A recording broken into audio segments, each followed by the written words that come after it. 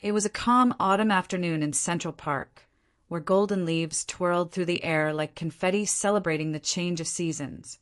On a weathered bench sat Edward Langston, a 46-year-old billionaire whose quiet, reserved presence seemed out of place in the park's carefree charm. His custom navy suit contrasted sharply with the laughter of children and the rhythm of buskers nearby.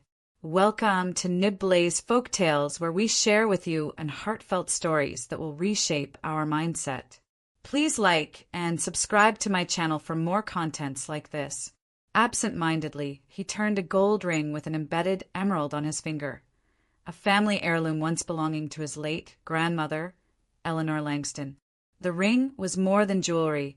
It was an anchor to a past that often felt more alive than his present. Though Edward possessed everything wealth could buy, the penthouse, the empire, the prestige, he often found himself feeling hollow in moments like this. The sound of laughter drew his eyes toward a playground, where children swung and shouted with unrestrained joy. For all his riches, he realized he hadn't laughed like that in years.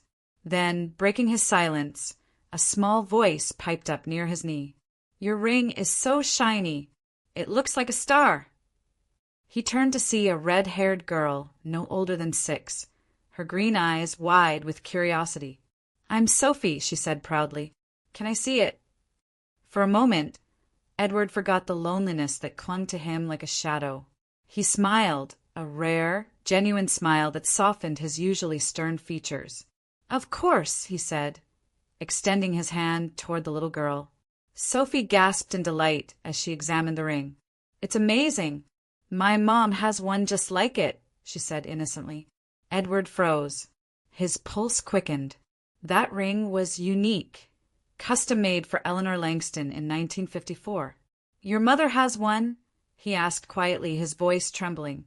Before Sophie could reply, a woman's voice called out, "Sophie, don't bother the man."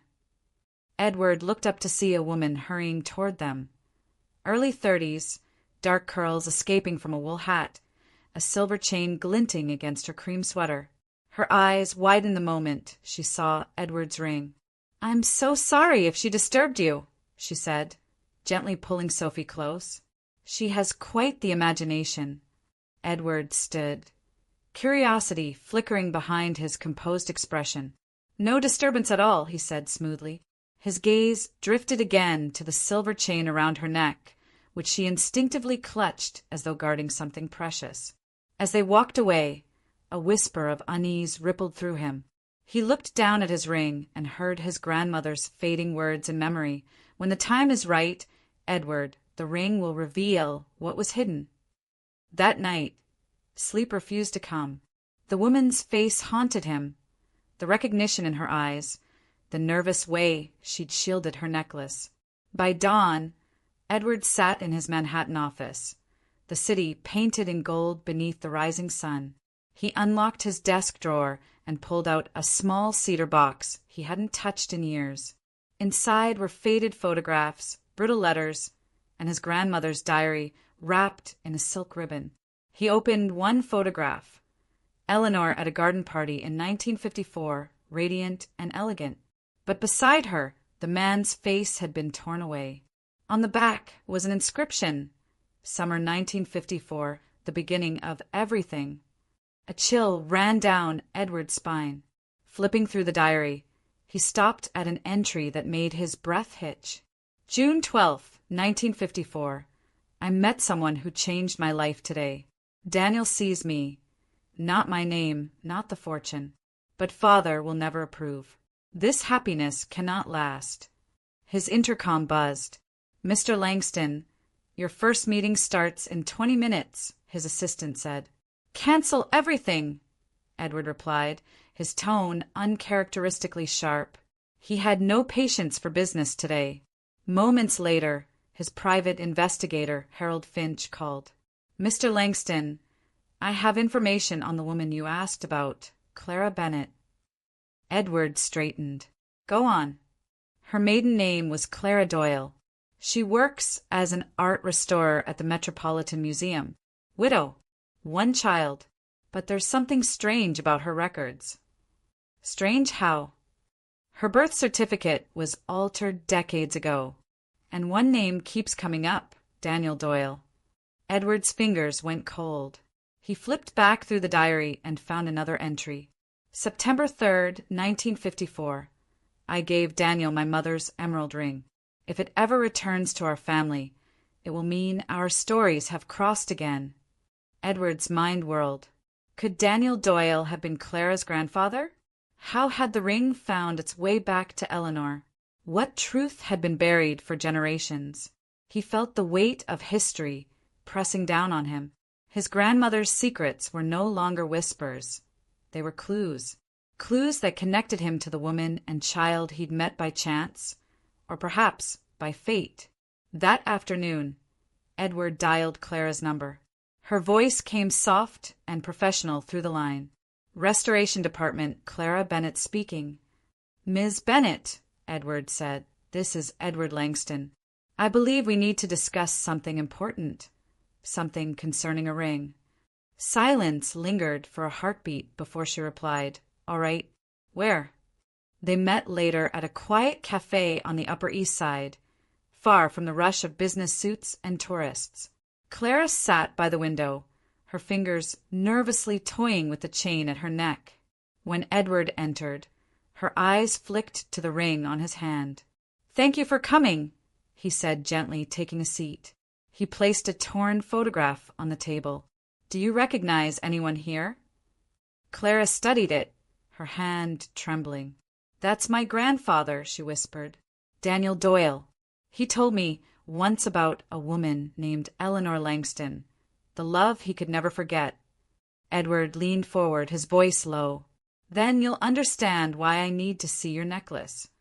After a long pause, she unfastened it and revealed an emerald ring identical to his. For a moment, neither spoke. The two rings gleamed side by side, twin echoes of a love story buried beneath decades of silence. Edward stared at the two emerald rings gleaming under the soft cafe light, his heart thudding so loudly he could almost hear it. Two identical rings, he murmured, his voice unsteady. But only one was ever made for my grandmother. Clara's eyes filled with confusion and something like fear. My grandfather said this ring belonged to the only woman he ever loved. He carried it until the day he died. Edward drew in a slow breath. Eleanor Langston, my grandmother, was that woman, he said. She wrote about him in her diary, called him the one man who saw her for who she was, not her name.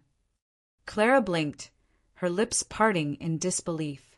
Then that means, Edward nodded gravely, it means your grandfather and my grandmother were torn apart by my family. And you, your daughter, you might be part of what they left unfinished. Clara sat back, her hand trembling as she reached for the photo again. He always told me their love was buried by power and lies. I never thought it was real. Edward's tone softened. It was real, and I think fate just gave us a chance to uncover it. The next morning, Edward invited Clara and Sophie to the Langston estate. The mansion stood at the edge of the Hudson River, its marble facade gleaming like a monument to privilege and secrecy. It's beautiful, Clara whispered as they stepped through the towering doors. Sophie's small voice echoed through the grand foyer. It's like a castle. Edward smiled faintly. It's been in my family for over a century. But today we're going to find out what's been hidden inside it.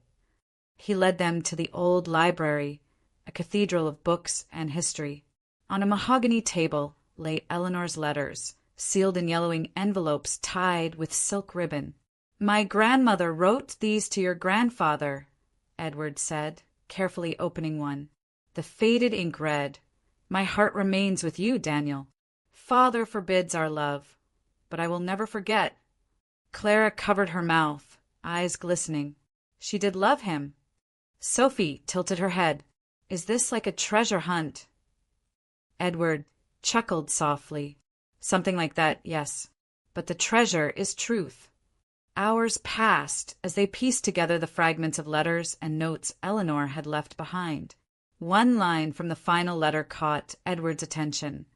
The truth sleeps where eternal hope meets the rising sun. He frowned, deep in thought. Eternal hope, Clara repeated, her brow furrowed. That was the name of the garden my grandfather built behind their cottage. He said it reminded him of her. Edward's gaze sharpened. Then that must be it. Here, the Langston estate has a sunrise conservatory built in 1955, Eleanor's favorite place. They hurried through the corridors until they reached the glass conservatory overlooking the gardens. Sunlight streamed through the panes, illuminating a weathered piano and a bed of orchids. Sophie skipped ahead, her small fingers brushing the piano keys. "It's pretty, Mommy," she chirped. Clara's eyes widened. "Wait, Edward, look at this." She pointed to a small engraving beneath the piano's edge. Eternal hope. Edward knelt, running his hand along the inscription until he felt a faint click. A panel shifted, revealing a small hidden compartment. Inside lay a folded map, drawn on sheet music. The map led them through the estate's corridors and down a forgotten staircase that ended at a locked wooden door. Dust motes danced in the light of Edward's phone as he whispered, "This must be it." He forced the door open with a metallic groan. Inside, the air smelled of age and secrets. Stacks of old documents and chests lined the walls. As Clara stepped forward, her hand brushed over one of the boxes. "Look at these," she murmured, pulling out sealed files stamped Langston Holdings, confidential. They unfolded the papers to reveal shocking evidence. Records of the Langston family's financial crimes during the post-war years. Money laundering, stolen art, and bribes buried under false charities. Clara's voice shook. "Your grandmother's father! He forced my grandfather to leave because he was investigating this." Edward's face paled. He wasn't after her fortune. He was trying to save her. Before he could respond further, a cold voice echoed from the shadows. "You should have left it buried." Edward turned sharply. From the doorway stepped Martin Hale, his late grandfather's former aide, now gray-haired but with eyes as sharp as ever. In his trembling hand gleamed a pistol. "You've no idea what you've done," Martin growled. This family's name was protected for a reason. Edward stood protectively in front of Clara and Sophie. "Protected? You mean preserved through lies." Martin sneered. "Eleanor was supposed to forget Daniel. That's what your grandfather wanted. She almost did, until she started digging again. I was the one who stopped her." Clara's breath hitched. "You?" "Yes," Martin hissed. "She died thinking it was her heart that failed. But I made sure those papers never saw daylight." He raised the gun, but before he could pull the trigger, a shot rang out. Martin stumbled, eyes wide, and collapsed to the ground. Behind him stood James Langston, Edward's estranged uncle, frail but resolute, holding an old revolver. "I won't let the past destroy what's left of us," James said quietly, lowering the weapon. Weeks later, the scandal shook New York's elite. Headlines screamed Langston legacy exposed, generations of deceit unveiled. But Edward faced it head-on. With Clara's help, he transformed the estate's name from a symbol of greed into one of redemption. Together, they founded the Everlight Foundation, dedicated to reuniting families separated by war, corruption, and injustice, echoing the love that had once been torn apart. On the day of the foundation's opening, the estate's conservatory gleamed with life. Children laughed among the flowers. Volunteers mingled beneath banners that read truth, healing, hope. Edward stood before the crowd, Clara and Sophie beside him. "My grandmother believed love could outlast the darkest secrets," he said, his voice steady. "Today we prove she was right." Sophie tugged his sleeve. "Can I play the piano now?" Edward smiled warmly. "Yes, sweetheart. Play for her."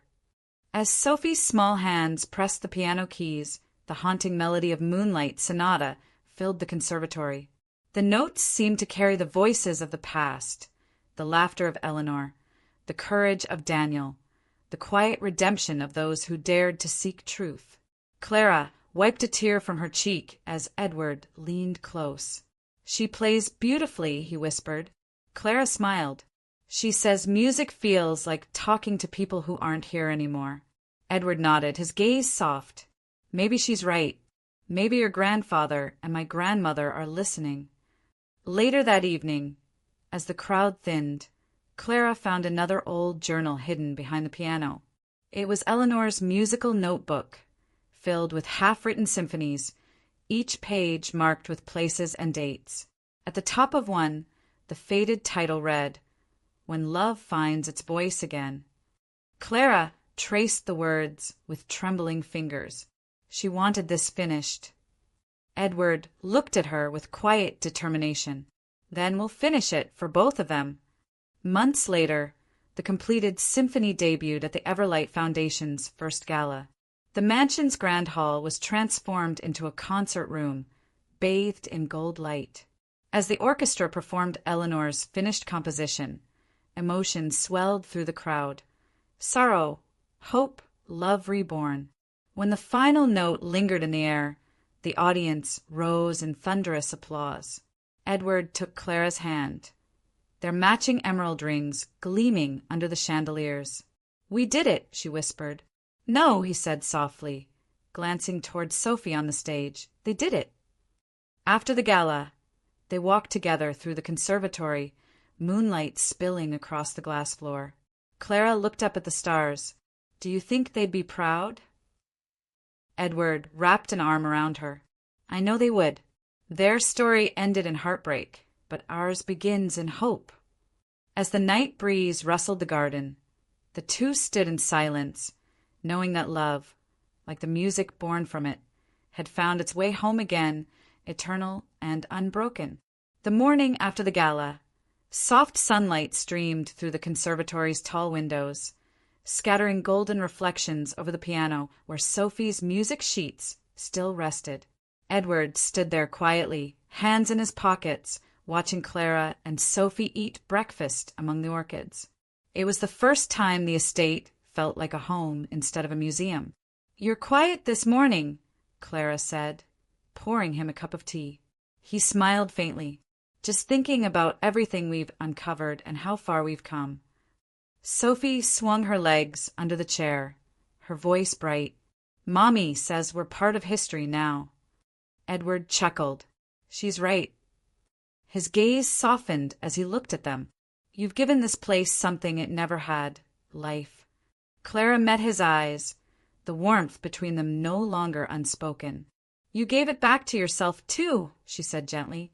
"Eleanor would be proud." He nodded slowly, gazing at the sunlight glinting off their rings. "Maybe she would, but I think she'd be prouder that her love still lives on in all of us." Later that day, Edward sat in his study surrounded by stacks of restored documents. Among them was one envelope Clara had found inside the secret chamber, a letter addressed to Eleanor Langston from Daniel Doyle. The paper was yellowed, the ink faint, but his words burned with emotion.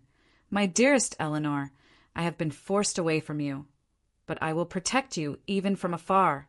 The truth must sleep until the world is ready to hear it. If our love is ever found again, let it be through those who carry both our names in their hearts." Edward set the letter down, overwhelmed. It was as if Daniel had written it for this very moment. Clara entered quietly, holding 2 cups of coffee. "Another secret?" she asked softly. Edward handed her the letter, watching her expression shift from sorrow to awe. "He never stopped loving her," she whispered, "even when the world tore them apart." Edward's voice was steady but low, and somehow their story brought us together. She reached across the desk and took his hand. "Maybe that's what love is supposed to do, survive time." Weeks passed, and the Everlight Foundation flourished.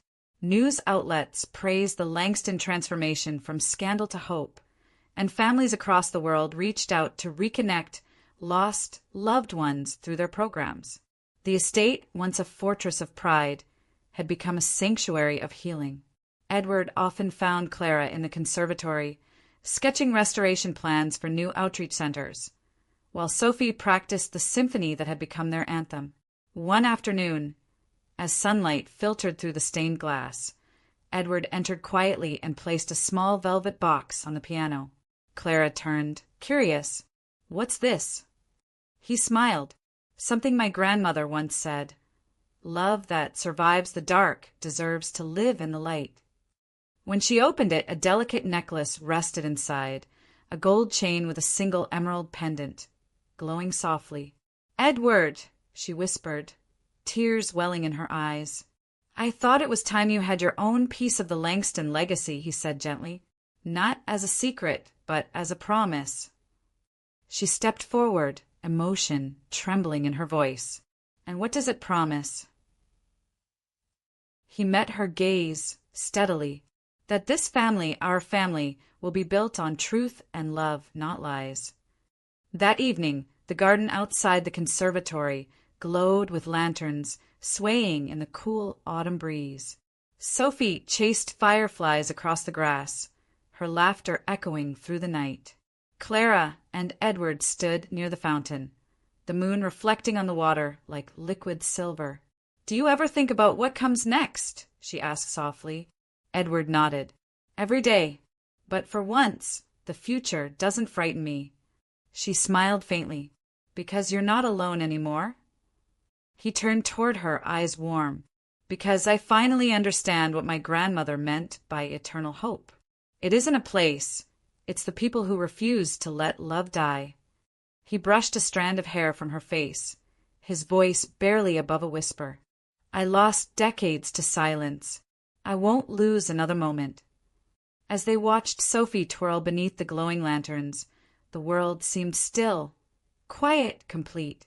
In that tender silence, Edward and Clara knew the past had found peace, the present had found purpose, and the future, bright, boundless, and honest, was theirs to build together. Love had crossed generations to find its home again, and this time it would never be lost. Like and subscribe to my channel for more contents like this, and let us know where you are watching from under the comment section.